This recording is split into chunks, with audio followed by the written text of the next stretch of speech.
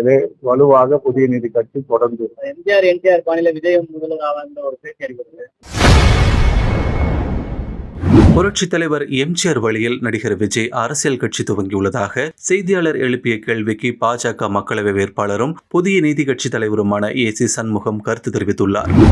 2026 சட்டமன்ற தேர்தல் எல்லா கட்சியும் பணியில தொடங்கிட்டாங்க.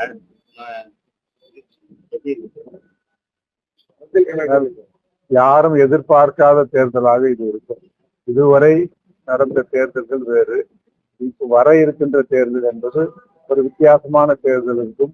எங்கே எப்போது எந்த கூட்டணி எங்கு மாறும், எப்படி மாறும் என்பதை இப்போது கணித்து சொல்ல முடியும்.